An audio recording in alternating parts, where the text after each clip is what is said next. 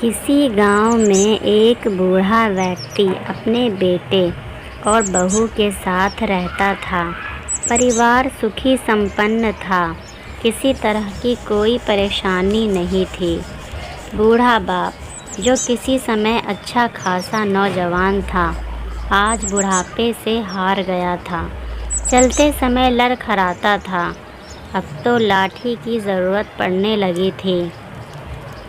चेहरा झुर्रियों से भर चुका था, बस अपना जीवन किसी तरह व्यतीत कर रहा था। घर में एक चीज़ अच्छी थी कि शाम को खाना खाते समय पूरा परिवार एक साथ टेबल पर बैठकर खाना खाता था। एक दिन ऐसे ही शाम को सारे लोग खाना खाने बैठे थे। बेटा ऑफिस से आया था, भूख ज़्यादा थी, इसलिए जल्दी से खाना खाने बैठ गए और साथ में बहू और एक बेटा भी खाने लगा। बूढ़े हाथ जैसे ही थाली उठाने को हुए, थाली हाथ से छिटक गई और थोड़ी दाल टेबल पर गिर गई। बहू बेटे ने घृणा दृष्टि से पिता की ओर देखा और फिर से अपना खाना खाने में लग गए। बूढ़े पिता ने जैसे अपने हिलते हाथों से खाना खाना शुरू किया तो खाना कभी कपड़ों पर गिरता तो कभी ज़मीन पर। बहू ने चिढ़ते हुए कहा, हे राम, कितनी गंदी तरह से खाते हैं, मन करता है इनकी थाली किसी अलग कोने में लगवा देते हैं। बेटे ने भी ऐसे सिर हिलाया जैसे पत्नी की बात से सहमत हो। नन्हा पोता यह सब मासूमियत से देख रहा था। अगले दिन पिता की थाली उस टेबल से हटाकर एक कोने में लगवा दी गई।